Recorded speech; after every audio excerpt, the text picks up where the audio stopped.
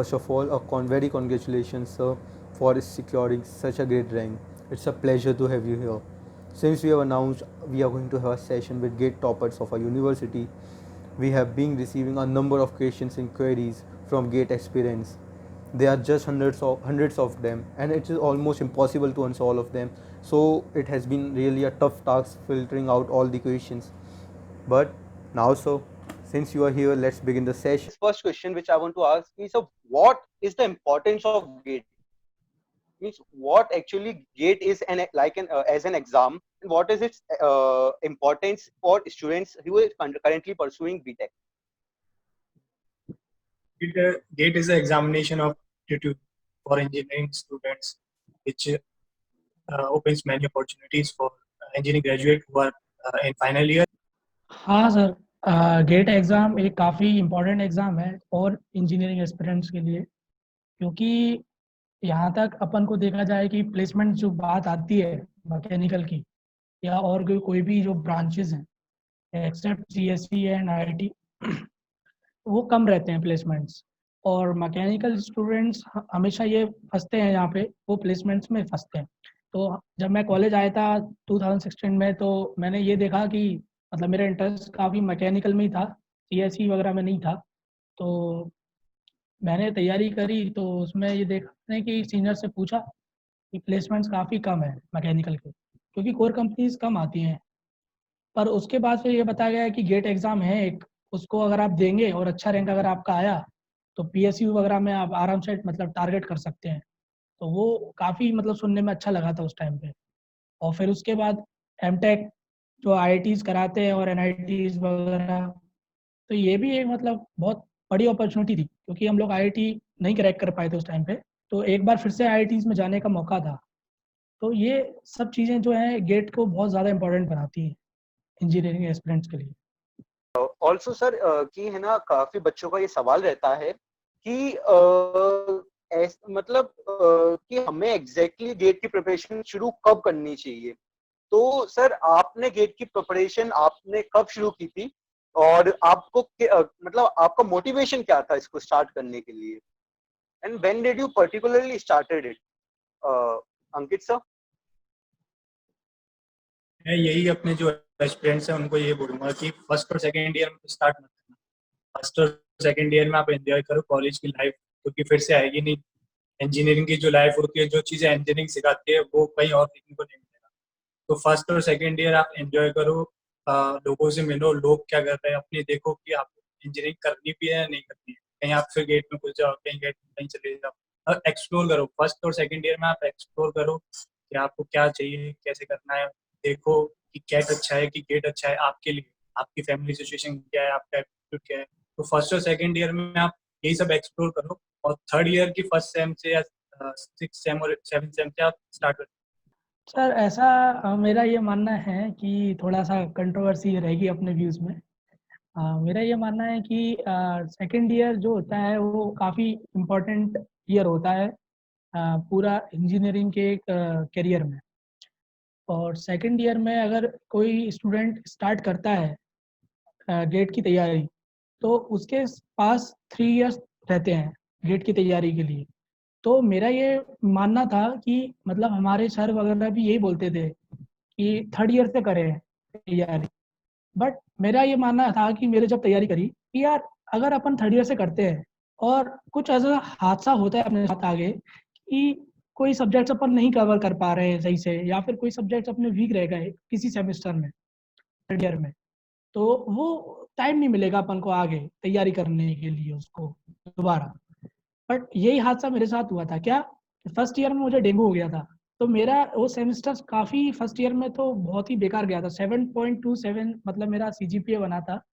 तो मतलब काफ़ी फ्रस्ट्रेटिंग हो गया था, क्योंकि फिर घर वालों ने भी कहा था ठीक है कोई दिक्कत नहीं है। बट उसके बाद ये मेरा इसका होने के बाद मुझे ये रियलाइज़ हुआ यार नहीं, अगर गेट की तैयारी के दौरान अगर ऐसा कुछ होता है आगे तो नहीं होता है, बट कोई सब्जेक्ट अपना वीक रह जाए, और वो भी हुआ मेरे साथ। सेकंड ईयर में मैंने सो में थर्मोडायनेमिक्स जैसे सब्जेक्ट पढ़े, तो वो मेरे को पहली बार में समझ में ही नहीं आए। तो मैंने ये कहा कि यार सेकंड ईयर में अच्छा किया मैंने लगा के, तो मैंने सेकंड यानी फोर्थ सेमेस्टर में मैंने उसको दोबारा पढ़ा, तो वो मेरे को ब्रेक डाउन नहीं हुआ कहीं मेरा। तो ये मैं सजेशन दूंगा कि सेकेंड ईयर सबसे सही टाइम रहता है तैयारी करने के लिए। तो सर आप दोनों ने बताया कि सेकेंड ईयर और थर्ड ईयर के बीच में स्टूडेंट्स को प्रिपेयर करना स्टार्ट कर देना चाहिए। तो सर इस बीच में ये सवाल आता है बच्चों का कि हम कैसे मैनेज करें कि कॉलेज की क्लासेस को प्लस हमारी गेट की प्रिपरेशन को। तो सर आप लोगों ने कैसे टैकल किया था इस प्रॉब्लम को कि how did you manage your college classes, college syllabus, university exams and your GATE preparation as well, दोनों एक साथ कैसे कर लिए? हम बताएं, आपने तो अभी कॉलेज से ही किया है तो आपको ज्यादा हाँ, अभी रिसेंटली मैं थोड़ा इस पर हाईलाइट करना चाहूँगा क्योंकि ये क्वेश्चन अच्छा है काफ़ी। देखो ऐसा है, कॉलेज गोइंग स्टूडेंट्स के साथ एक प्रॉब्लम आती है कि यार सीजीपीए को भी मेंटेन करना है और तैयारी भी रखनी है, तो वो काफ़ी दिक्कत हो जाता है। बट मेरे साथ क्या था कि मैंने दोनों चीज़ें मेंटेन करी हैं और मैं अपने कॉलेज में जो क्लास में मैकेनिकल में मेरा स्कोर 8.3 सीजीपीए है, तो ये सेकंड या थर्ड नंबर पे होऊंगा मैं सीजीपीए के में उसमें, और रैंक भी ठीक है। तो ये मतलब काफ़ी अच्छा था मेरे को, ये मतलब मेरे क्लास में मैंने देखा कि यार ठीक है सीजीपीए भी चल रहा है बढ़िया और गेट की प्रिपरेशन चल रही है। तो उसमें ये रखा था ध्यान कि कॉलेज की क्लासेस कभी भी मैंने मिस नहीं करी। मेरी अटेंडेंस सबसे ज़्यादा थी और सभी बच्चों में, मतलब कभी भी जीटी लगती थी तो उसको तोड़ने वाला शायद मैं ही होता था। और काफ़ी बार मुझको वो भी मतलब वो हुआ है मेरे साथ। तो यही है, अटेंडेंस मैंने काफ़ी अपनी मतलब मेंटेन रखी क्योंकि क्या है ना, कॉलेज में आप कोचिंग क्लासेस लोगे ठीक है, कोचिंग आप कर रहे हो गेट की ठीक है, और उसके अलावा आपको कंसेप्ट तो पढ़ाया है पर टीचर के साथ जो आप इंटरेक्ट करते हो और टीचरों के साथ, तो उनके व्यूज़ और उनका एक्सपीरियंस आपको थोड़ा सा मिलता है।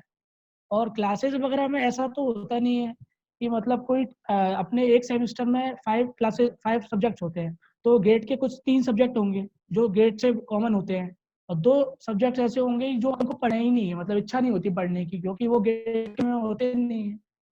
उन 2 सब्जेक्ट्स को आपको अच्छे से रखना है, मतलब उन क्लासेस में जाके आप ज़रूरी नहीं है कि वही सब्जेक्ट पढ़ें, दूसरा सब्जेक्ट के क्वेश्चन भी पूछ सकते हो क्योंकि हमारे अब आईटीएस कॉलेज में ऐसा तो है नहीं कि एक टीचर एक ही सब्जेक्ट पढ़ाएगा, वो और भी सब्जेक्ट्स पढ़ा सकता है, तो उसको नॉलेज होती है। तो उसके टॉपिक्स के क्वेश्चंस वगैरह पूछो क्लासरूम में ही, और क्लास जाना मत छोड़ो क्योंकि क्लास जाओगे तो अल्टरनेटिव नहीं है उसका कोई। ये है। ऑल्सो अंकित सर यही आपका क्या कहना है इस बारे में? मैं इसी बात में ऐड करूंगा कि एक बात तो मैं इससे एकदम एग्री करता हूँ कि क्लास जाना आपको जरूरी है। थर्ड और फोर्थ ईयर में ये है कि 70% आपकी अटेंडेंस तो होनी चाहिए। मतलब क्लास जाके आपको क्या रहता है कि बना रहता है, मतलब माहौल बना रहता है कि हाँ भाई बच्चे पढ़ रहे हैं, क्योंकि आप जब क्लास जाओगे तो क्लास वही बच्चा आएगा जो थोड़ा और सीरियस होता है। जो थोड़े कम सीरियस होते हैं वो क्लास को छोड़ देते हैं, पर क्लास में अगर 4-5 बच्चे हैं आए हैं तो वही बच्चे हैं जो थोड़े सीरियस हैं, और लास्ट लास्ट में तो और कम हो जाते हैं। तो आप क्लास जाइए और देखिए बच्चे क्या कर रहे हैं, कैट की तैयारी कर रहे हैं, गेट की तैयारी कर रहे हैं, जिसकी तैयारी कर रहे हैं, और अपने फैकल्टीज से पूछिए, आप यूज करिए, क्योंकि फैकल्टी बहुत अच्छी फैकल्टी, सारी डॉक्टर फैकल्टी है MITS में, मैकेनिकल की खासकर, तो मतलब सब कुछ जानते हैं। मतलब ये है कि क्लास तो आपको जाना ही पड़ेगा, और ऐसा मत सोचिए कि घर पे बैठ के सिर्फ हो जाएगा, और फैकल्टी का यूज करिए। ये नहीं कि जो फैकल्टी बता रही है वही सिर्फ सुनना है, आप पूछिए। और अगर आप गेट की तैयारी कर रहे हैं तो मैं आपको ये बोलूंगा कि आप गेट का प्रीवियस ईयर क्वेश्चन सॉल्व करिए, और जिस सब्जेक्ट में आपको प्रॉब्लम आ रही है आप फैकल्टी को बताइए कि सर मैं गेट प्रीवियस ईयर क्वेश्चन कर रहा था, मुझसे ये क्वेश्चन नहीं हो पा रहे हैं। तो वो आपको अगर कुछ ना कुछ तो गाइडेंस देंगे, वो जो गाइडेंस देंगे वो बहुत सही गाइडेंस होगी, क्योंकि उनका एक्सपीरियंस है, उनके पास और स्टूडेंट आगे जा चुके हैं। मतलब हर साल 400 लोग जाते हैं, ऐसे जाते हैं आते हैं। तो ये है कि अपने फैकल्टी को यूज करें, अपना जो इम्पोर्टेंट टाइम है थर्ड और फोर्थ ईयर वाला है, अपने फैकल्टी, अपने जो सबॉर्डिनेट्स हैं, जितने दोस्त हैं, तो उन सबसे बात करें। मतलब ये है कि ऑल इन ऑल एक बात तो यही है कि कॉलेज तो आपको जाना ही है, और घर पे आपको स्टडी करनी है, और प्रीवियस ईयर क्वेश्चन करने हैं, जिससे आपको आइडिया हो जाएगा कि एक्चुअल एग्जाम में पूछा क्या जा रहा है। तो उस चीज से अलाइन करें आप स्टडी अपनी, कि ये ना हो कि आप ज्यादा पढ़ने लग जाए, कि आप कोई स्टैंडर्ड बुक उठा लें और फिर डीप में उसकी पढ़ाई करने लग जाए, पर उससे ज्यादा फायदा नहीं होगा। नॉलेज मिल जाएगी, पर ये है कि आप एंड ऑफ द डे आपको ग्रेड का एग्जाम निकालना है, और आप उससे ज्यादा पढ़ के चले जाओगे तो वो उतना फायदेमंद नहीं होगा। तो ये है कि आप पहले प्रीवियस ईयर क्वेश्चन सॉल्व करें, और देखें कि जो हमारी जो कॉलेज है उसमें और हमारी जो गेट है उसमें सिलेबस में क्या चीज ओवरलैप कर रही है, तो उसमें और पढ़ाई करें और फैकल्टी से जरूर बात करें, क्लास जरूर करें, लास्ट के टाइम में मतलब छोड़े ना क्लास, इतनी ज्यादा इंपॉर्टेंट ही ना हो। और अगर एटलीस्ट सिंगल अगर एक कुछ भी अपन को सीखने को मिलेगा एक दिन, तो वो मतलब धीरे धीरे करके अपन को बहुत सारी इंफॉर्मेशन मिलती है। मतलब ऐसा नहीं है कॉलेज ही नहीं जाओगे, क्लासेस बंक मारोगे और फिर कहीं घर पे सोचोगे पढ़ने की या घर पे तैयार करने, कुछ नहीं होता है उससे। कॉलेज जाओगे कम से कम कुछ सीखने को मिलेगा, वो बहुत इंपॉर्टेंट होता है। कि अभी 3 महीने से घर पे हैं, तो किसने कितना पढ़ा सबको पता ही है, सब बिल्कुल सही वैसे कहा ही। सर। बिल्कुल सर। तो बस यही है कि अब बहानेबाजी मत करो, अगर रूम पे भी आप पढ़ रहे हो तो आप सीरियसली पढ़ो, ये नहीं बहानेबाजी कर रहे कि नहीं रूम पे पढ़ लेंगे, फिर 6 घंटे आप कॉलेज नहीं गए और 2 घंटे पढ़ाई कर ली, क्या फायदा होगा जब आप 6 घंटे कॉलेज में जाकर पढ़ाई कर सकते थे। मतलब ये आप कॉलेज को सीरियसली लें, लास्ट के ईयर्स में तो सीरियसली ज्यादातर लें, लाइटली ना। अच्छा सर, आप दोनों ने ही एक इम्पोर्टेंट इशू को बताया कि सिलेबस ओवरलैप होता है। तो सर मैं जानना चाहता हूँ कि पर्टिकुलरली मैकेनिकल के लिए कि कितना सिलेबस ओवरलैप होता है यूनिवर्सिटीज का सिलेबस और गेट का सिलेबस, और दोनों को साथ में प्रिपेयर करने पे क्या बेनिफिट आता है कि कौन सा क्या इंपॉर्टेंट पार्ट है मैकेनिकल का जो यूनिवर्सिटीज में भी है प्लस इसमें गेट एग्जाम के सिलेबस में भी है। मेरे हिसाब से प्रोडक्शन जो पार्ट है वो यूनिवर्सिटी में बहुत अच्छे से डीपली पढ़ा है, और गेट में भी अच्छा नंबर के आता है, 16-17 नंबर तो मिनिमम है उसका। तो जो प्रोडक्शन वाला पार्ट है जो मैकेनिकल में, वो तो आपको डेप्थ में यूनिवर्सिटी में पढ़ना है। और सोम और टो, क्योंकि जो हम यूनिवर्सिटी में क्या है, हमारे पास बहुत सारा टाइम होता है, 4 साल होते हैं, किसी को 2-3 साल होते हैं, तो उसमें क्या है, हम टेक्स्ट बुक पढ़ सकते हैं। और लेकिन जब आप गेट की प्रिपरेशन करोगे, ड्रॉप लेने के बाद 1 साल होगा, तो आपके पास टाइम नहीं होगा कि आप टेक्स्ट बुक पढ़ो, सारी टेक्स्ट बुक को एक से मतलब शुरू से लास्ट तक पढ़ो, फिर तो आपको जो नोट्स मिलेंगे उससे ही पढ़ाई करनी पड़ेगी। पर ये है कि आप अभी आप कॉलेज डेज में हो तो आप टेक्स्ट बुक पढ़ सकते हैं, जैसे प्रोडक्शन की हो गई, और टोम की हो गई, सोम की हो गई, एफएम की हो गई, तो और मशीन डिजाइन की हो गई। तो ये जो 4-5 सब्जेक्ट्स हैं उनकी टेक्स्ट बुक पढ़ो, मतलब जब आप कॉलेज में हो तो। और आप देखो कि जो कॉलेज का सिलेबस होता है वो गेट के सिलेबस से ऑलमोस्ट सही ही होता है, और मतलब थोड़ा डेप्थ में होता है, मतलब थ्योरेटिकली डेप्थ में होता है, न्यूमेरिकली थोड़ा कम डेप्थ। तो आप थ्योरी को कवर करो, जिससे कि जब आप न्यूमेरिकल सॉल्व करो, प्रीवियस ईयर क्वेश्चंस करो, तो आपका न्यूमेरिकल इधर स्ट्रांग हो जाए, और थ्योरी तो गेट में वो यूनिवर्सिटी एग्जाम में आएगी, तो वहाँ उसके लिए कवर हो जाएगा। सिलेबस ओवरलैपिंग का तो ये सिस्टम है, जैसे 2016 बैच जो है हमारा, उसमें तो कोई इशू नहीं था। जो स्कीम थी पहले कॉलेज की अपने MITS की, वो जस्ट सेम थी पहले जैसी। बट 2017 बैच से इन लोगों ने बहुत चेंजेस लाए हैं। काफ़ी सारे सब्जेक्ट जो हैं एडिशनल इलेक्टिव करके इन लोगों ने दिए हैं अपने सरों ने। तो उससे क्या है कि अगर अपन लोग गेट की तैयारी पे फोकस रख रहे हैं, तो वो इलेक्टिव सब्जेक्ट अपन को काफ़ी परेशान करने वाले हैं। तो वो थोड़ा सा इशू है। बाकी मेरे जूनियर से मेरी बात हुई थी, तो वो लोग भी कर रहे हैं। बट ओवरलैपिंग के बारे में ज़्यादातर यही है, यही सब्जेक्ट जो सर ने बताया वही है। और थर्मोडायनेमिक्स ये जैसे थोड़े से इंपॉर्टेंट सब्जेक्ट्स हैं। एक सवाल और था कि मैकेनिकल में स्पेसिफिकली ऐसे कौन से टॉपिक्स हैं या सब्जेक्ट्स हैं जो हाईली स्कोरिंग है, जिन पे स्टूडेंट्स को स्पेसिफिकली ध्यान देना चाहिए मैकेनिकल सब्जेक्ट में स्पेशली। इंडस्ट्रियल हो गया, मतलब जो स्कोरिंग बता, ये नहीं बता रहा हूँ कि इंपॉर्टेंट कौन सा है, मतलब इसमें तो आपको फुल नंबर लाना ही है। इंडस्ट्रियल हो गया, और प्रोडक्शन हो गया, प्रोडक्शन का कुछ पार्ट है, कास्टिंग, वेल्डिंग, और भी जो पार्ट है, तो ये सब में जो क्वेश्चन आएंगे ना वो देखे देखे आएंगे, क्योंकि क्या कि एफएम और सो में थोड़ा हो सकता है एक आध क्वेश्चन थोड़ा बहुत आपका मिस हो जाए, और आपको समझ ना आ रहा हो। पर ये ऐसे प्रोडक्शन वाला पार्ट हो गया, इंडस्ट्रियल वाला पार्ट हो गया, मैथमेटिक्स हो गया, एप्टीट्यूड हो गया, तो इसमें तो आपको फुल स्कोर करना होगा। और इसकी मतलब इसमें आप मार्क्स यूज नहीं कर सकते, मेरे पर्सनल, और सबकी तो आप प्रैक्टिस करनी पड़ेगी, और जो सब्जेक्ट वो इंपॉर्टेंट सब्जेक्ट। आगे शुभम बताएं। मेरा तो यही मानना है, जैसा आपने कहा प्रोडक्शन इंजीनियरिंग काफ़ी वेटेज सब्जेक्ट है, मतलब उसको और क्वेश्चंस रिपीटेड ही एक तरीके से, मतलब वो जहाँ से क्वेश्चन दे रहे हैं वो सोर्स वही है। और मर्चेंट थ्योरी वगैरह ये सब काफ़ी क्वेश्चन इसी पे आते हैं। और बात करी जाए जैसे कि फ्लूइड मैकेनिक्स, थोड़ा सा मतलब मेरे को ठीक लगता है, उसके काफ़ी सारे क्वेश्चंस आते हैं, तो वो आप कर सकते हो। थोड़ा सा टिपिकल तो है गेट, मतलब ऐसा नहीं कहेंगे कि क्वेश्चंस डायरेक्ट वो दे देगा, बट फ्लूइड मैकेनिक्स वगैरह क्वेश्चंस इस बार थोड़े अच्छे थे। और बाकी बिल्कुल सही कहा आपने कि इंजीनियरिंग मैथमेटिक्स जो है उसको आप हल्के में नहीं ले सकते, और एप्टीट्यूड और इंजीनियरिंग मैथमेटिक्स मिला के ही 25 नंबर हो जाते हैं, वो काफ़ी वेटेज रखा है। जी। अच्छा सर, अभी सर ने एक चीज और मेंशन की कि प्रीवियस ईयर क्वेश्चंस का काफी रोल रहता है। तो sir, previous papers, mock test के बारे में क्या कहना चाहते हैं कि बच्चों को कितना प्रीवियस ईयर क्वेश्चंस पे ध्यान देना चाहिए, प्लस कितने मॉक टेस्ट देना चाहिए जिससे उन्हें लगे कि वो हम पेपर के लिए अब रेडी हैं? फिर आके 4-5 चीजें ही हर सब्जेक्ट से। वो ये है कि आप प्रीवियस ईयर करोगे तो आपको पता चलेगा एक्चुअली में पूछा क्या जा रहा है। मतलब वो एप्टीट्यूड चेक करेगा और हमेशा ऑलमोस्ट सेम चीज पूछेगा, पर ये है कि एग्जैक्ट नहीं पूछेगा, पर ये है कि अगर आपने सारे प्रीवियस ईयर किए हुए तो आपको पकड़ आ जाएगी कि आगे क्या पूछने वाला है, क्या पूछ रहा है। तो ये है कि प्रीवियस ईयर 2 बार तो अपने कॉलेज में ही कर लिए थे।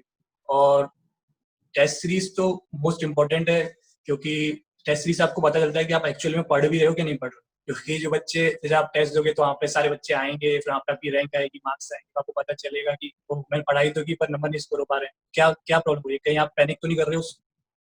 और सिंगल सब्जेक्ट से शुरू करें, कहीं फोन ना रखें आसपास, पानी वानी पीने ज्यादा ना जाए।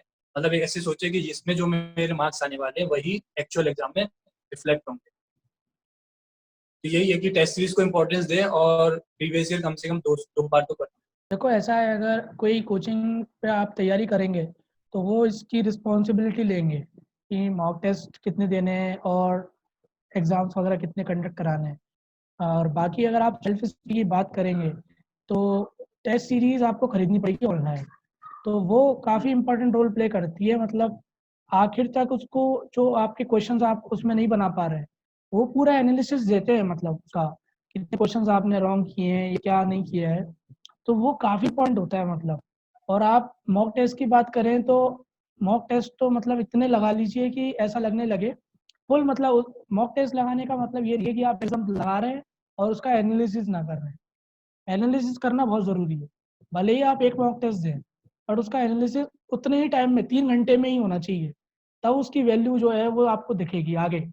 और मतलब जो मैंने तैयारी करी थी जब, तो उसमें तो मतलब मैंने जब भी टेस्ट देता था, मैं मेडिसी की मैंने टेस्ट सीरीज ली थी, तो जब भी मैं टेस्ट देता था उसका, तो उसमें मैं मतलब ये ध्यान रखता था जो भैया ने, सर ने बताया अपन को, कि बिल्कुल फुल उसी एनवायरनमेंट में देना है, कोई दिक्कत नहीं होनी चाहिए बिल्कुल भी, 3 घंटे मतलब वही, और बिल्कुल वैसे ही देना है। और मैंने तो, मुझको किसी ने बताया था, तो उन्होंने ये बताया था कि उस कॉपी मिलती है वहाँ पे गेट एग्जाम में, मतलब छोटी सी डायरी।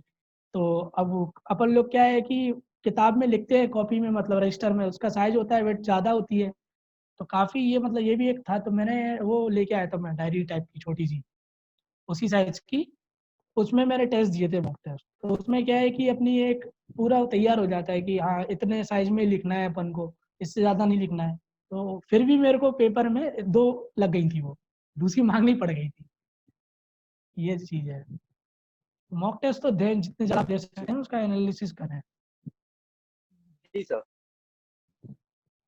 ये जी ऐड सर। करना चाहूंगा कि जब आप टेस्ट दे रहे हो, फुल टेस्ट दे रहे हो या फिर पार्ट टेस्ट दे रहे हो, तो आप एनालाइज ये करिए कि आपसे कौन से क्वेश्चन नहीं हुए। क्योंकि टेस्ट में मैंने देखा है कि 3 तरीके के क्वेश्चन आएंगे, और मेडिसिन में तो काफी टफ रहते हैं क्वेश्चन। तो 3 तरीके के क्वेश्चन होंगे। एक तो होंगे इजी, जो सब कर रहे हैं, तो वो आपका किसी भी सूरत में गलत नहीं होना चाहिए, क्योंकि इजी क्वेश्चन सब कर रहे हैं, सबके मार्क्स आएंगे और आपके नहीं आएंगे तो आपको प्रॉब्लम हो जाए। तो आप उसको जब जब एग्जाम हो जाए ना, आपका टेस्ट हो जाए, तो आप उसको एनालाइज ऐसे कीजिए कि जो क्वेश्चन उससे हुए वो इजी थे या जो नहीं हुए वो कैसे थे। तो 3 कैटेगरी मैंने बनाई थी। एक तो इजी, जो सब कर रहे हैं, तो वो तो खैर होंगे ही।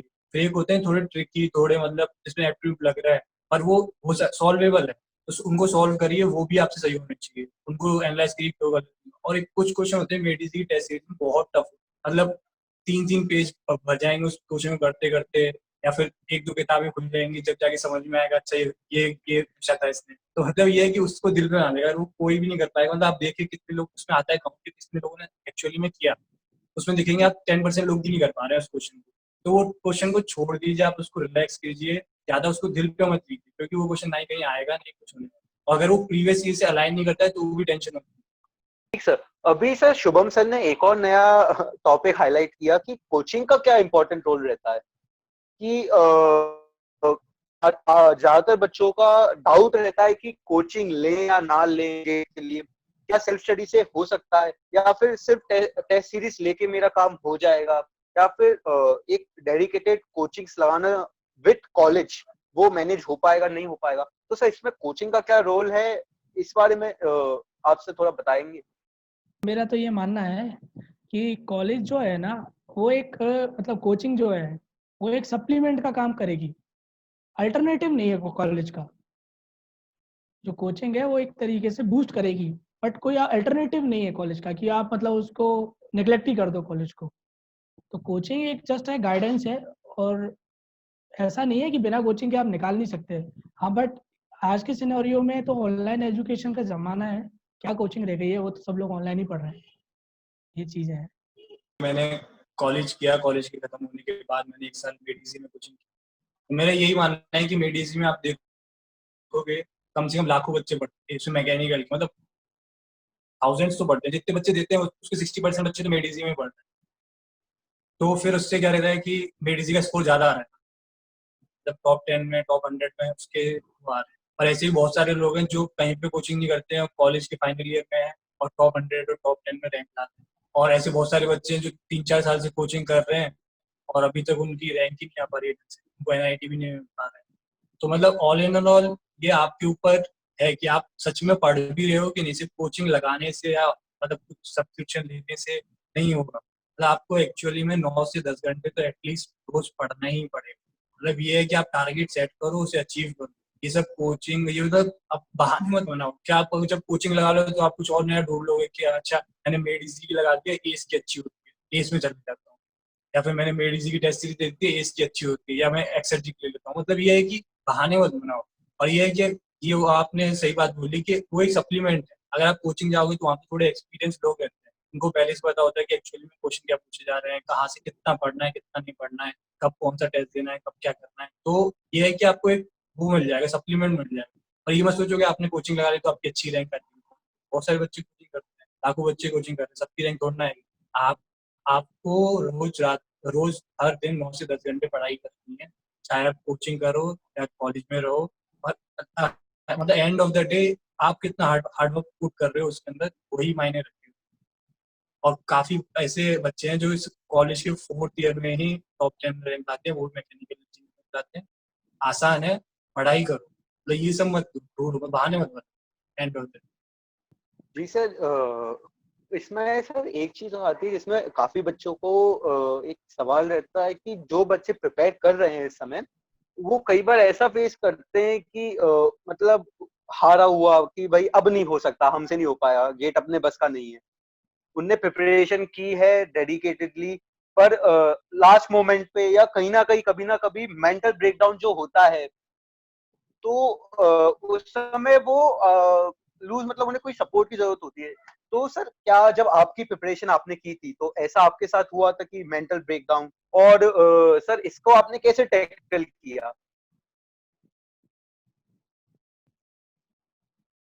डिमोटिवेशन होना, मेंटल ब्रेकडाउन होना, ये सब कॉमन फेज है किसी भी एग्जाम की प्रिपरेशन। आप यूपीएससी की प्रिपरेशन करो, गेट की करो और पीएससी की करो, अभी आप किसी भी चीज की कंपटीशन की तैयारी कर रहे हो तो ये सब तो आएंगी। आपका एक टेस्ट बेकार जाएगा, आप एक हफ्ते से एक सब्जेक्ट पढ़ रहे हो और आपने टेस्ट दिया, आपकी रैंक अच्छी नहीं आई, तो आपको डिमोटिवेशन हो जाएगा कि मैं एक हफ्ते से कर क्या रहा था। ये है कि ये एक फेज है, आप इसको एक्सेप्ट करो कि डिमोटिवेशन तो आएगा ही, 10-15 दिन का आपको वेट करना है वो आने के लिए। और ये है कि आपको इसको जब आप एक्सेप्ट कर लोगे कि हाँ भाई ये सब चीजें होती हैं कॉम्पिटिशन में, कि हर बार आप टेस्ट में बैठोगे तो हर बार तो ना फुल मल्ला हो गया, हर बार अच्छी रैंक आएगी, हर बार सब कुछ सॉल्व भी हो जाएगा, हर सब्जेक्ट आपका टॉप ही जाएगा। मतलब ये आप इसको वो करो और एनालाइज करो और ये देखो कि आपकी प्रोग्रेस हो रही है नहीं। मतलब आपके कल जो नंबर थे, आपको जितनी नॉलेज कल थी उससे ज्यादा होनी चाहिए आज, और फिर उसके बाद होनी चाहिए कल। मतलब आप डिमोटिवेशन आ रहा है तो आप प्रीवियस ईयर जो टॉपर हैं उनके आप इंटरव्यू देखोगे तो पता चलेगा कि वो जब आपकी फेज में थे उनको भी थोड़ा बहुत आता था क्या होगा कैसे नहीं होगा। एग्जाम से पहले वो सबको टेंशन हो जाती है, जैसे एग्जाम पास आने लगता है कि सब भूलने लग जाते हैं, पर ऐसा नहीं होता है। वो सब बैक ऑफ द माइंड सारी चीजें रहती है, डिमोटिवेशन आएगा।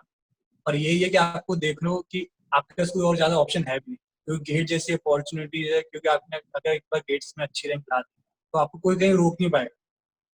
ये आप पीएसयू जा सकते हो, आईएससी जा सकते हो, आईआईटी जा सकते हो, एनआईटी जा सकते हो, थोड़े दिन बैठ भी सकते हो और किसी एग्जाम की तैयारी कर सकते हो। आपने प्रूव कर दिया है कि यहाँ पे कुछ कर सकते हो, क्योंकि गेट का स्कोर 3 साल के लिए वैलिड होता है, फिर से आप ज्वाइन कर सकते हो। तो यही है कि डिमोटिवेशन मत आने दीजिए, आएगा मतलब आएगा, उसको एक्सेप्ट कीजिए और मूव करिए और पढ़ाई पे ध्यान दीजिए और मतलब आपकी प्रोग्रेस देखिए हो रही है कि नहीं हो रही।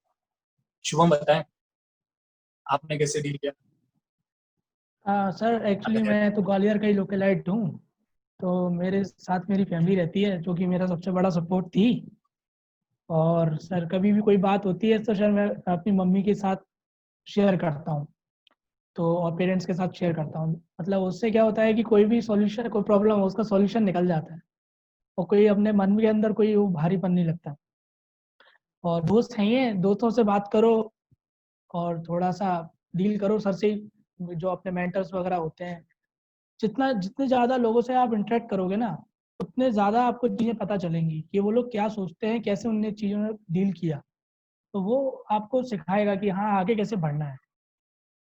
ये सब चीज़ें बहुत बहुत वैसे हैं, कॉमन चीज़ें हैं ये, मतलब बेसिस अपने जो आते हैं तैयारी करने में। जी आप गाइडेंस उन्हीं से लीजिए जिन्होंने थोड़ा कुछ किया हो। मतलब आप किसी से पूछने जाओगे, इंडिया है, इंडिया में कोई ना कोई कुछ ना कुछ बता ही देगा, आप किसी से कुछ भी पूछ लो। तो ये है कि आप उन्हीं से पूछिए जिन्होंने सच में कुछ किया हो। मतलब ये नहीं कि आपने गेट में किया हो, आपने किसी डांस में किया हो, स्पोर्ट्स में किया हो, आप उनसे पूछिए कि जब उनका स्पोर्ट्स में सिलेक्शन नहीं हुआ था तो उन्होंने क्या किया, उनको कैसे उनको मोटिवेशन हुआ। तो ये है कि आप किसी से ही मत पूछिए, मतलब पूछे तो उन्हीं से पूछे जिन्होंने जिंदगी में कुछ किया हो और गेट से रिलेटेड ना किया हो, किसी स्पोर्ट्स में किया हो। आप मम्मी से पूछिए, मम्मी तो इतना सारा काम करती है, हर रोज करती है, रिपीटेडली करती है, तो उनसे पूछिए। तो ये है कि मतलब गाइडेंस लीजिए तो उन्हीं से लीजिए जो सच में कुछ किया हो। अपने जो मतलब अपने से नीचे वाले से मत पूछिए कि वो कुछ बोल देगा, आपको लगे हाँ भाई सही तो बोल रहा है। तो आप जब डिमोटिवेटेड होते तो कोई कुछ भी बोल देता है तो सही लगता है, पर ये है कि आप उन्हीं से पूछिए जिन्होंने सच में कुछ किया हो। ऑल्सो सर, अभी अंकित सर ने मेंशन किया कि गेट क्रॉस करने के बाद आपका स्कोर 3 साल तक वैलिड रहता है, तो उसके बाद एक नंबर ऑफ अपॉर्चुनिटीज होती हैं।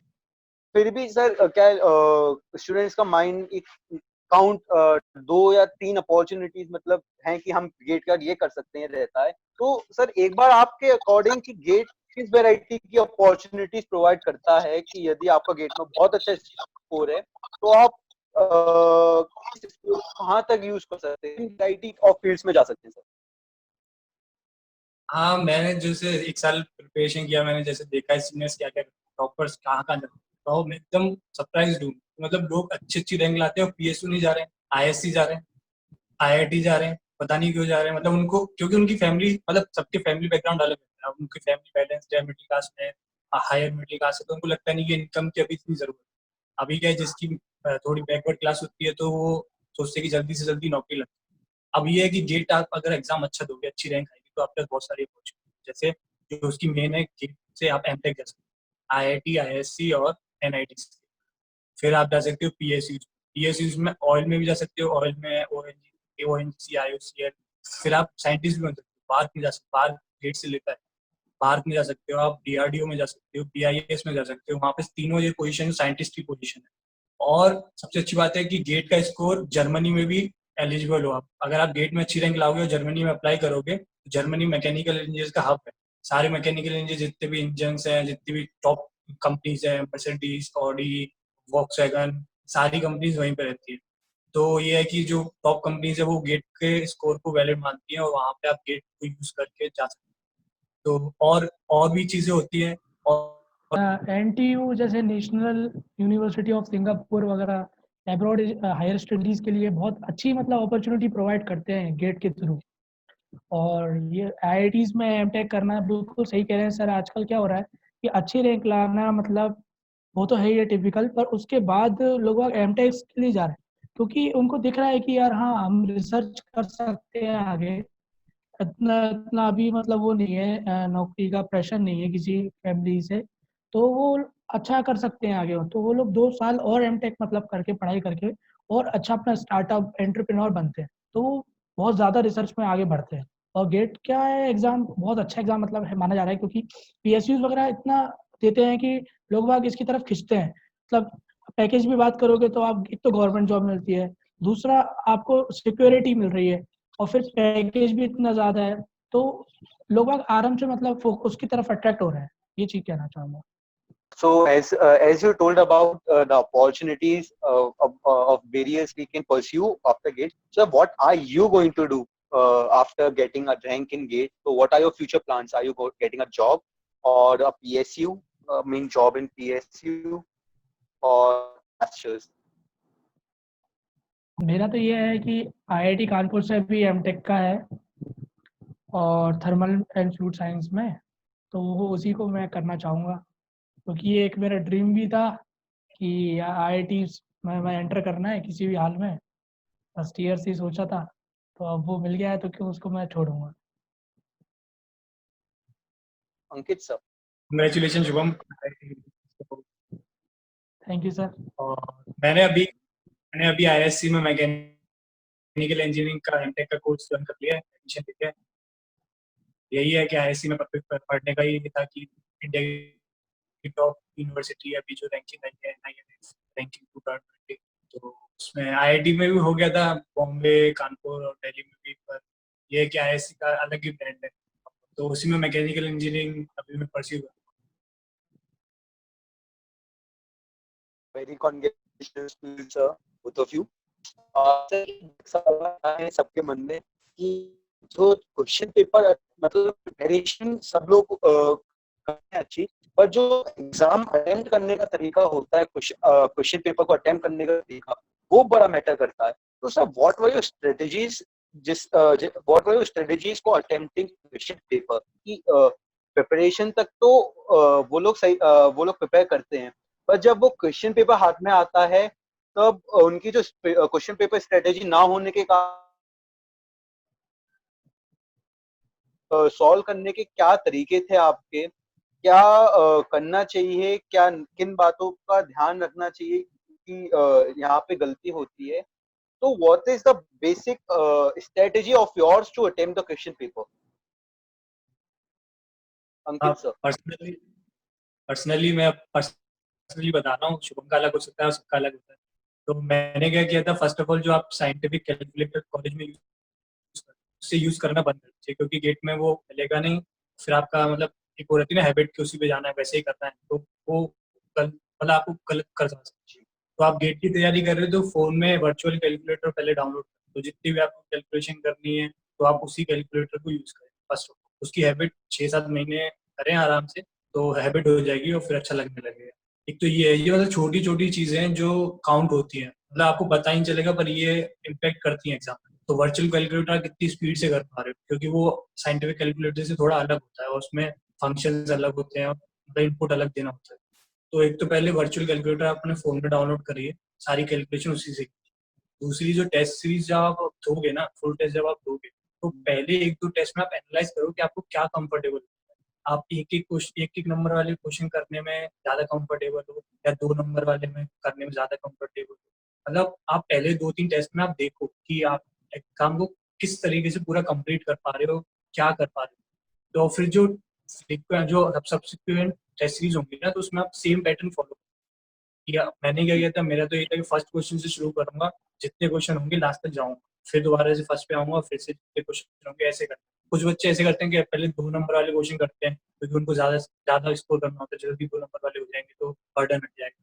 तो मेरा यही था कि फर्स्ट क्वेश्चन से जाऊंगा, आखिरी क्वेश्चन तक जाऊंगा, फिर फर्स्ट पे जाऊंगा, फिर आखिरी पे जाऊंगा। तो ये मैंने पहले 1-2 बार टेस्ट दिया, देखा कि क्या करना चाहिए, कैसे करना चाहिए, क्या हो रहा है, और फिर मैंने यही हैबिट बना ली कि अब यही करूंगा मैं फाइनल एग्जाम।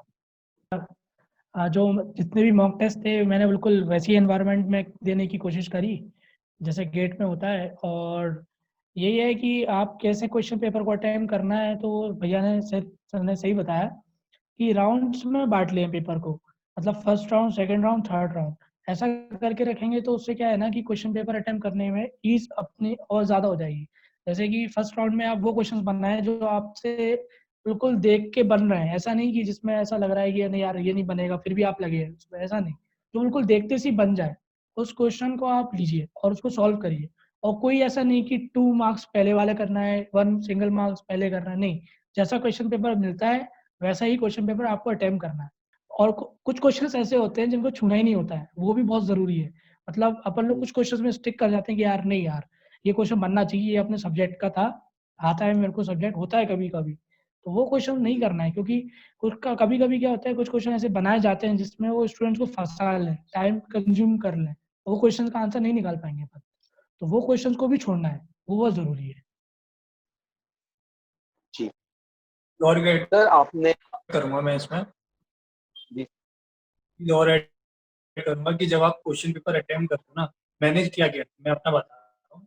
उसमें क्या कहते हैं, जो आपको बुक मिलेगी ना, तो बुक में आप जब क्वेश्चन नंबर जैसे मान लो 12 सॉल्व करो, वहाँ पे लिख लो बड़ा बड़ा क्वेश्चन नंबर 12 फिर उसका आगे सॉल्व, क्वेश्चन नंबर 13 फिर उसका आगे सॉल्व।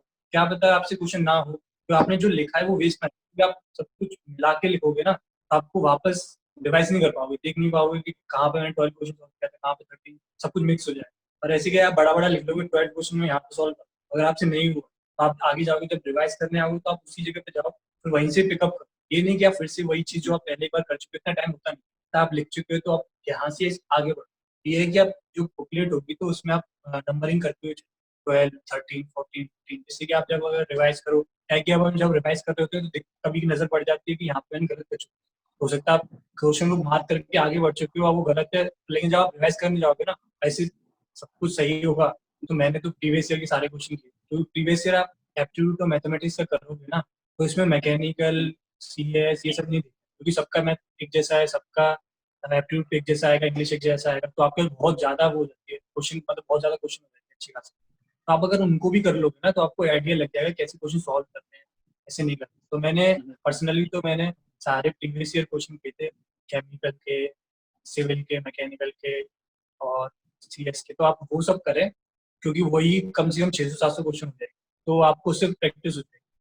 और ये है कि जो जो एप्टीट्यूड और मैथमेटिक्स है ना, तो ये लास्ट के 2 महीने में, जैसे दिसंबर और जनवरी है ना, उसमें लास्ट रात में 2 घंटे इसके लिए अलॉट करते हैं कि रोज एप्टीट्यूड करना है और मैथमेटिक्स करना है, रात को 2 घंटे।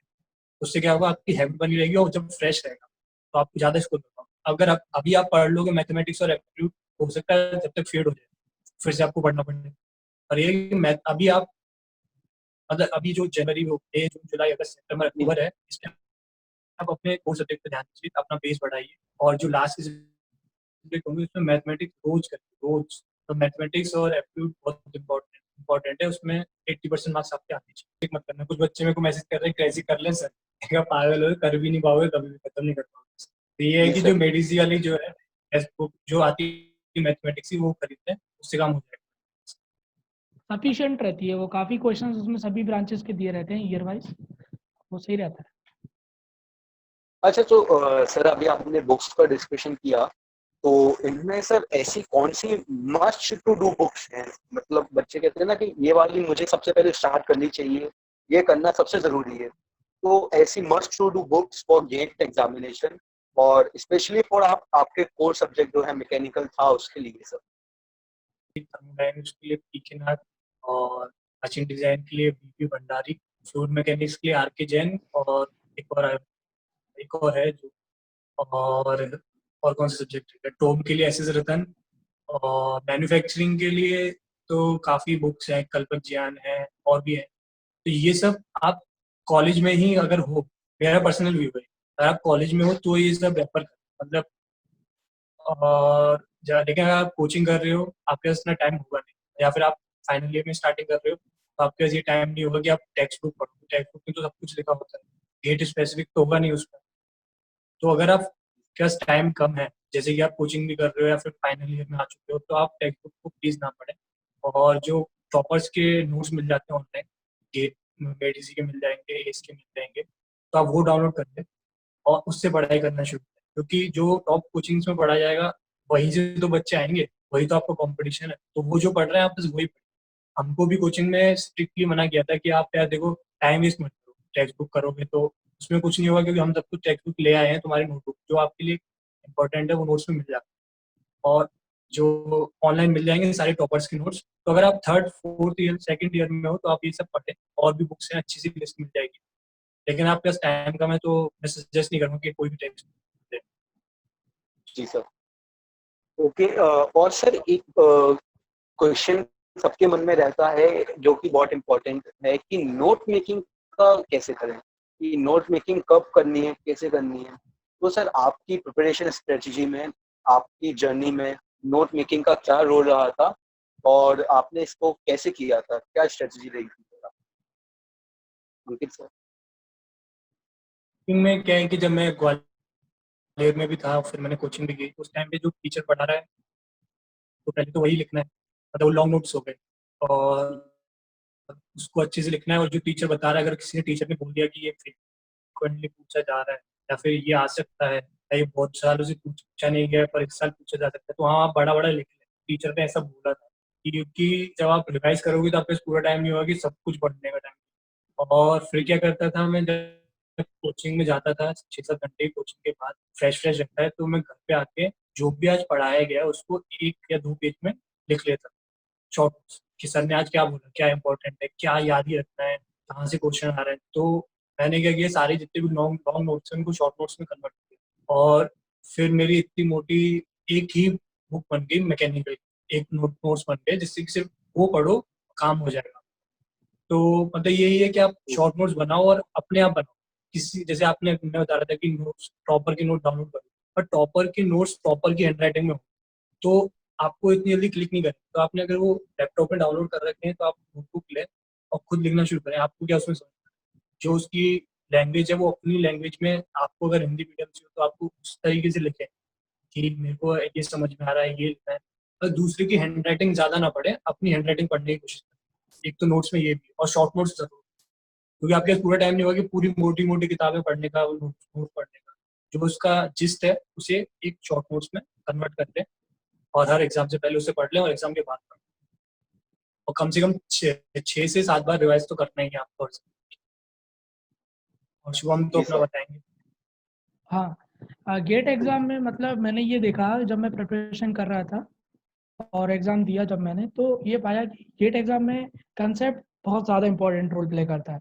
मतलब आप गेट एग्ज़ाम क्वालिफाई जब भी करेंगे जब आप कंसेप्चुअल स्टडी काफ़ी ज़्यादा करेंगे, क्योंकि क्या हो रहा है ना कि क्वेश्चंस का फॉर्मूला बेस अब बिल्कुल भी नहीं है। वो आपको फॉर्मूला डेरिवेशन आना चाहिए उसका, तभी आप वो क्वेश्चन सही कर पाएंगे।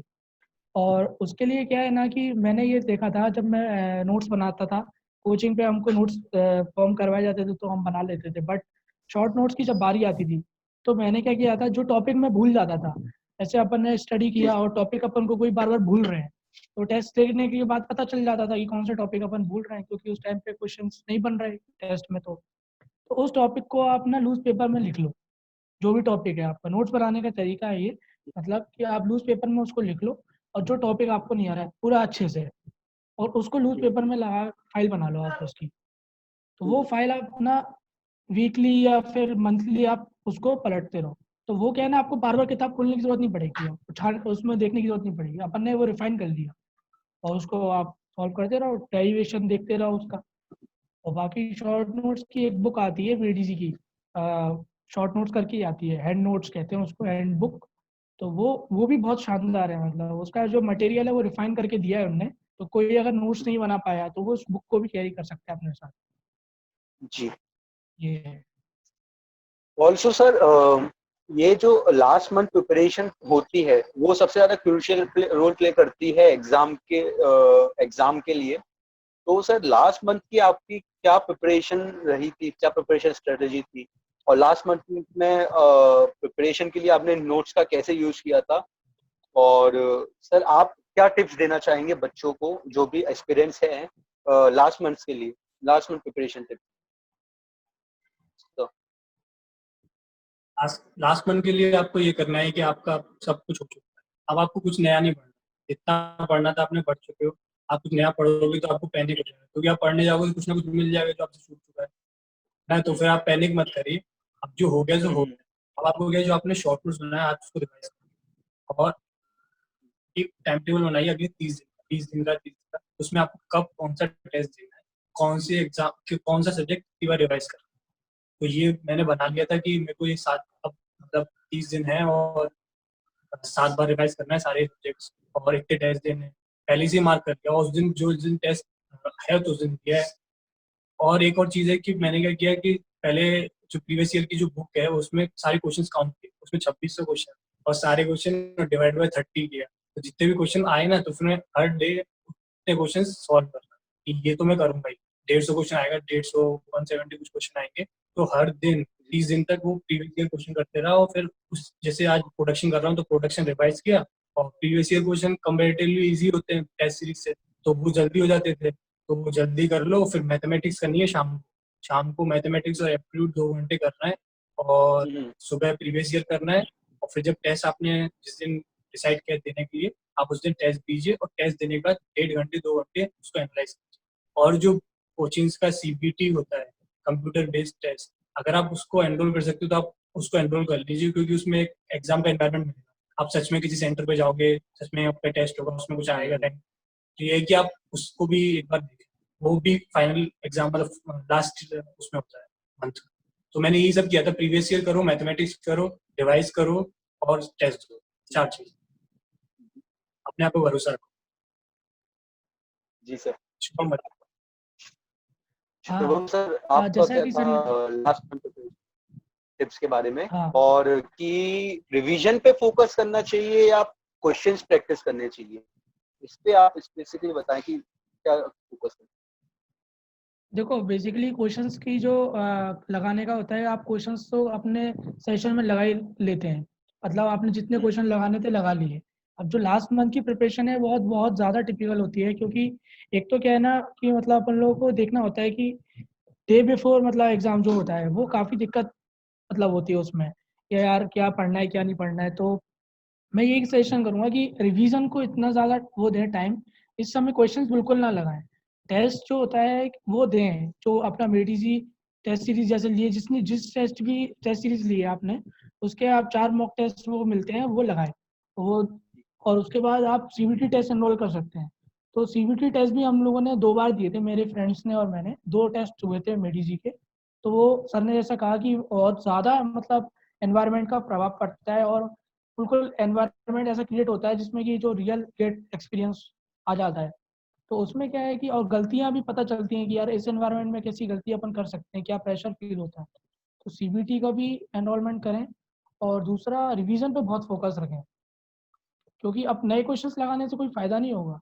बट जो गलतियां हमने करी हैं, और गलतियों को आप जब भी टेस्ट दें तो वो गलतियां आप लिखेंगे, तो वो गलतियों को देखें कि यार ये क्वेश्चन में ये गलती हुई थी, तो उस गलतियों को थोड़ा सुधार करें, और बाकी रिवीजन सबसे ज़्यादा रखें। लास्ट मंथ पे आप यही बनाएं कि अपना एनवायरनमेंट पूरा कर लें, मतलब जब फिक्स कर लें अभी 30 दिन बाद मेरे को एग्जाम देना है, ऐसे ऐसे एग्जाम दूंगा, क्योंकि अब आपका एडमिट कार्ड आ गया, आपको पता है कि आपको कौन सा स्लॉट मिलने वाला है, सुबह वाले वाला, शाम को मिलने वाला है। तो फिर आप उसका एग्जाम देख लें कैसे बनाना है, और फिर उसी हिसाब से डिनर करें, उसी हिसाब से लंच करें, और उसी हिसाब से स्लीप लें। 7 घंटे 8 घंटे की आपको स्लीप लेनी है, और ये मत सोचिए कि आप ज्यादा पढ़ोगे तो ज्यादा अच्छा नंबर लाओगे। 7.5 की तो आपको स्लीप लेनी ही लेनी है, अच्छे से स्लीप लें, और सेम टाइम पे पढ़ाई करें। जैसे आज आप सुबह से 6 बजे से 9 बजे तक पढ़ाई करें, तो कल भी उसी टाइम पे पढ़ाई करें, फिर उसके बाद भी उसी टाइम पे पढ़ाई। ऐसे नहीं है कि रोज अपने कंफर्टेबल होके पढ़ाई कर रहे हैं, जब मन आए जब पढ़ाई कर रहे हैं, फिर वीडियो आ गई कोई वीडियो देख ली, ऐसे नहीं। जो आपने टाइम अलॉट किया है ना क्लास के 3 महीने, कि इस टाइम पे मैं ये पढ़ाई करूंगा, और इस टाइम पे रिवाइज करूंगा, इस टाइम पे मैथमेटिक्स सॉल्व करूंगा, तो आप उसको रोज प्लीज फॉलो करें, और हर मतलब फ्रीक्वेंट कुछ दिनों बाद टेस्ट दें और CBT दें। और सबसे ये बढ़िया कहा सर ने। और एक बात और कि इसमें जो आपका एडमिट कार्ड में जो टाइमिंग का स्लॉट आ गया है, जैसे कि 9 बजे से 12 बजे, 9:30 से जो भी है, वो टाइमिंग पे आप पेपर मॉक टेस्ट जो भी दे रहे हैं उसी टाइम पे दें, क्योंकि वो भी एक इम्पोर्टेंट पैरामीटर होता है। आपको जैसे कि आपको पेपर देना जाना है जैसे गेट का, तो आप कितने बजे उठेंगे? अगर 9 बजे से आपका पेपर है, 6 o'clock पे उठेंगे आराम से, है ना? तो उसी रूटीन में आप जाइए, सर का भी कहना यही है, उसी रूटीन में फॉलो करें उसको। अभी सुबह वाला टाइम था तो मेरे को पता था कि 6 बजे उठना पड़ेगा, तो मैं रोज 6 बजे उठता था और 6 बजे रिवाइज करना शुरू किया।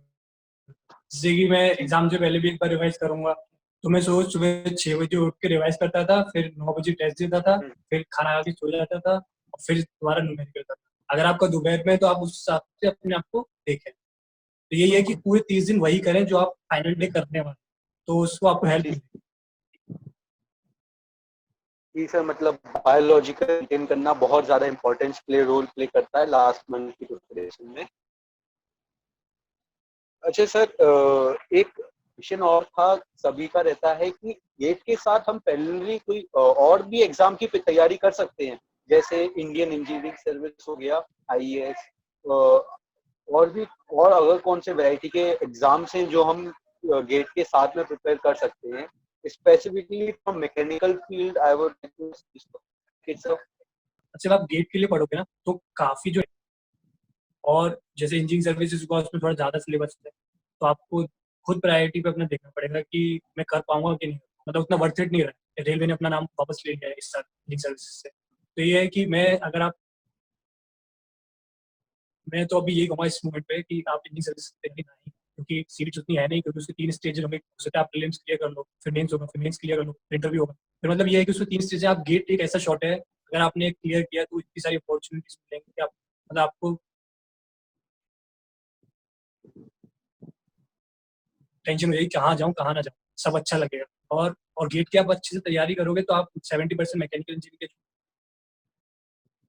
जो एग्जाम्स हैं उसको क्लियर कर, बस इंजीनियरिंग सर्विस की एक बात रह जाएगी, पर वो उतना वर्थ इट रहा अभी 2020 में तो नहीं है। और शुभम अपना बताएं। बिल्कुल सर, मैं आपकी बात से सहमति रखता हूँ। ईएससी में अब सीट्स भी इतनी ज़्यादा नहीं है कि मतलब अपन लोग उसके लिए फाइट बहुत ज़्यादा करें, मैकेनिकल के लिए स्पेशली।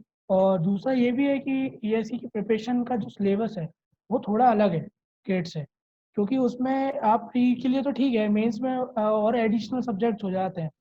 तो उसको मतलब फाइनल ईयर स्टूडेंट या मैं कहूँगा कि कॉलेज गोइंग स्टूडेंट मुश्किल से ही क्रैक कर पाएगा, क्योंकि इतना ज़्यादा कंपटीशन है और मतलब कोर्स भी अलग रहता है, तो बहुत दिक्कत आ सकती है।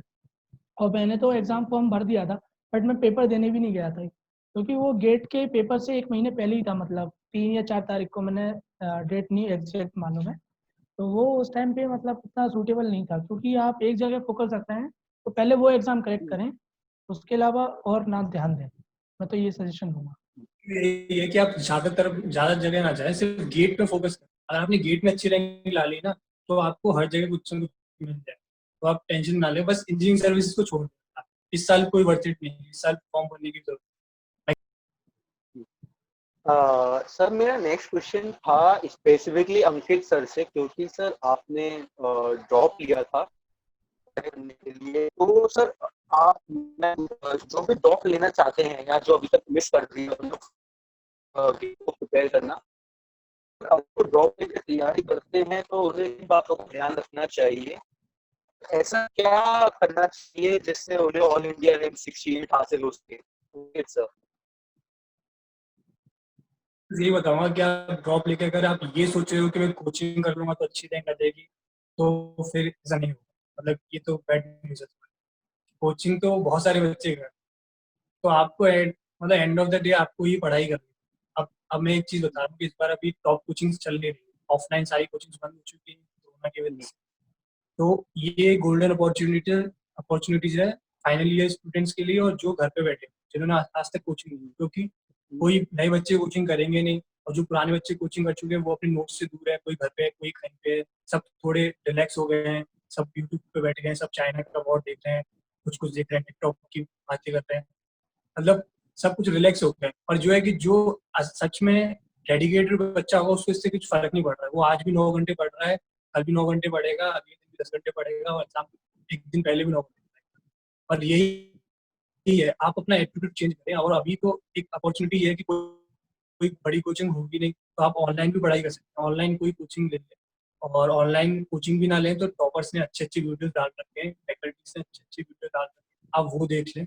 आपको मतलब गोल्डन अपॉर्चुनिटी इस बार देखना, आप कंपटीशन काफी कम हो जाएगा।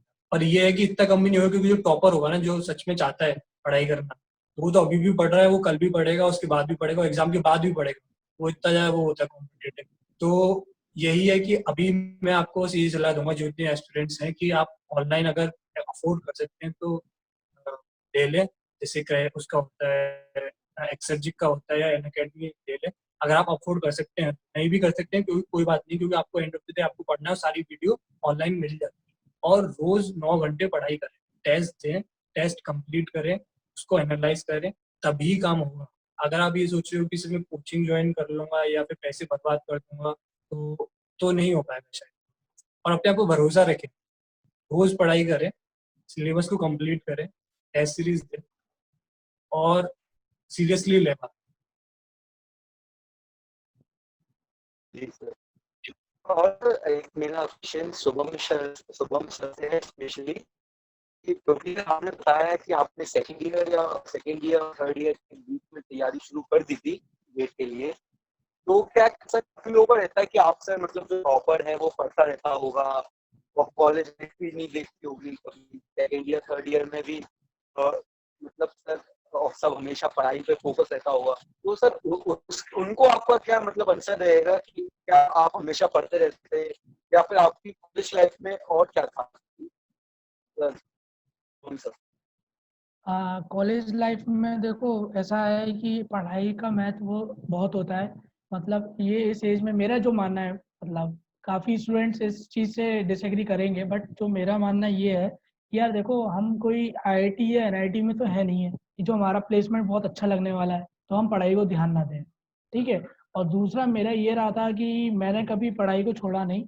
और मेरे जो फ्रेंड्स थे, मतलब मेरे 3 फ्रेंड्स ऐसे थे जो 2 और हम लोग 3 ऐसे थे कि जो मतलब एक ही कोचिंग पे पढ़ते थे। तो हम लोगों ने क्या है कभी इतना मस्ती वगैरह करी नहीं। हमेशा हमें ये ध्यान रहा कि यार नहीं गेट के लिए पढ़ रहे हैं, तो कोई इतना वो नहीं था कि कहीं जा रहे हैं, ये सब नहीं। हमेशा हमने क्लासेस भी गए, कोचिंग गए, और कॉलेज भी जब जाते थे तो सिर्फ पढ़ाई के लिए जाते थे, कभी मतलब ऐसा कुछ नहीं किया हम लोगों ने। और दूसरा ये भी हमको ध्यान रखना चाहिए ना, क्योंकि यार एमआईटीएस में है हम लोग, और फिर प्लेसमेंट वाइज करें तो मैकेनिकल का तो क्या मालूम है, 4 साल जब बीत जाते हैं ना, उसके बाद जब पता चलेगा कि यार क्या है, कुछ नहीं है, तो बहुत बुरा लगता है। ठीक है। तो अभी इस समय ये है कि हाँ गेट क्वालिफाई है तो बहुत अच्छा है, तो इस चीज़ को ध्यान रखना ज़रूरी है। तो का यही है कि पहले आप सिलेबस को डाउनलोड करें, उसे ढंग से देखें कि एक्चुअली में पूछा गया था, और एक स्पेसिफिक प्लान बनाने कि जुलाई में मैं ये खत्म कर लूँगा, अगस्त में इतना खत्म कर लूँगा, सितंबर में इतना खत्म कर लूँगा। आप मतलब प्लान बनाए, उसको फॉलो करें। ये नहीं है कि सिर्फ आपने आज वीडियो देख ली, सिर्फ आज पढ़ लिया, फिर कल कोई और वीडियो देखोगे, फिर उसके बारे में पढ़ोगे, या ये कोई और आपको फोर्स ना करे, आपको खुद उठना पड़ेगा, खुद पढ़ाई करनी पड़ेगी हर दिन। और जब आप प्लान बनाओगे ना और आप उसको होते हुए देखोगे, तो आपको खुद मोटिवेशन है। मैंने क्या किया था, लास्ट के 90 डेज का प्लान बनाया, उसमें क्या हर दिन का मैंने किया था कि इस दिन ये पढ़ूंगा, उस दिन ये पढ़ूंगा। जैसे ही वो दिन खत्म होता है तो वो स्ट्राइक ऑफ करता था, तो उससे कॉम्पिटिशन वो आता था, एक मोटिवेशन कि हाँ चलो मैं इतना कर चुका हूँ और इतना ही रह गया। तो यही है कि आप पहले से प्लान सेट कर लें, सिलेबस को याद करें, सामने चिपका लें जहाँ पे आप पढ़ते हैं, रोज एक जगह पर ही पढ़े, एक ही पोस्चर में पढ़ें, कोशिश करें। ज्यादा अलग अलग जगह पे जाओगे तो सही नहीं रहता, मतलब एक ही पोस्चर में पढ़े, एक ही जगह पे पढ़े, कम डिस्ट्रैक्शन के साथ पढ़ाई करें, और 9 से 10 घंटे पढ़ाई करें। शॉर्ट नोट्स बनाएं, शॉर्ट नोट्स इंपॉर्टेंट है क्योंकि आपको लास्ट में काम आएंगे। और टेक्स्ट बुक पे अब मत जाएं, अब इतना टाइम नहीं है कि टेक्स्ट बुक की तैयारी करें, जो अभी जस्ट पेपर देने वाले हैं उनको। और टॉपर्स के नोट डाउनलोड कर लें और नोट्स अपने हाथ से लिखने की कोशिश करें। अपने हाथ इतना टाइम है कि आप नोट्स डाउनलोड करके अपने हाथ से लिख सकते हैं। अपने हाथ से आप लिखोगे तो आपको अपनी राइटिंग ज़्यादा अच्छी लगती है, दूसरी राइटिंग पढ़ने में उतना कंफर्टेबल नहीं लगता है, और जल्दी दिमाग को इंटेंट। और जब आप पढ़ ही रहे हो तो लिख के ही पढ़ लो, और जब आप रिवाइज करो तो भी लिख के ही पढ़ाई रिवाइज करो। प्रीवियस ईयर सॉल्व करना, अगर आप इंजीनियरिंग सर्विसेज प्रीलिम्स के प्रीवियस ईयर अभी सॉल्व कर सकते हो तो कर लो, नहीं कर सकते हो तो कोई बात नहीं, कर लो। और मैकेनिकल इंजीनियरिंग के लिए बिट्स एंड बाइट्स आप डाउनलोड वो खरीद लो, वो इम्पोर्टेंट है, और उसमें ट्रिकी क्वेश्चन होते हैं थोड़े, पर गेट में आते हैं उससे क्वेश्चन, तो आप वो बिट्स एंड बाइट्स करके आएगी बुक, तो वो खरीद लें और टेस्ट सीरीज दें, और अपने आप को भरोसा रखें और फैमिली से बात करते हैं। जनरल सोसाइटी को जिसने ये इनिशिएटिव स्टार्ट किया है, कॉन्ग्रेचुलेशन को भी। और ये जो स्टूडेंट्स हैं मैकेनिकल के या एमआईटीएस के या किसी भी कॉम्पिटिटिव एग्जाम के लिए ये वीडियो हेल्प करेगी। और कॉन्ग्रेचुलेशन शुभम को भी इतनी अच्छी रैंक लाने के लिए, आईआईटी खानपुर के लिए। और ये है कि जो स्टूडेंट्स हैं उनको यही है कि कभी भी कोई प्रॉब्लम हो तो मेरे को रीच आउट कर सकते हैं, और मैं हमेशा एमआईटीएस के लिए अवेलेबल रहूँगा। शुभम क्या करें। मैं भी जर्नलिज्म सोसाइटी को, एमआईटीएस की को बहुत ज़्यादा वो देना चाहूँगा कि धन्यवाद कि हम लोगों को यहाँ पे इन्हें एक अपॉर्चुनिटी दी अपनी बातें शेयर करने के लिए, और ये बताने के लिए कि हाँ मतलब कोई इन्फॉर्मेशन जो हमारे जूनियर्स हैं उनके लिए यूज़फुल रहे। और मैं अंकित सर को कॉन्ग्रेचुलेशन फिर से बोलना चाहूँगा, क्योंकि उन्होंने अंडर 100 रैंक लाई है और वो कोई आसान काम नहीं है ना। और ये MITS में शायद 2017 और 2016 के बाद ऐसा हो रहा है कि मैकेनिकल में अंडर 100 रैंक मिला है। और बस यही बोलना चाहूँगा। और कोई भी अगर किसी को डाउट हो, जैसे वैसे तो अंकित सर ने बोल ही दिया है, बट फिर भी अगर कोई चीज़ पूछना हो तो मैं भी अवेलेबल रहता हूँ, तो आप पूछ सकते हैं कोई भी चीज़।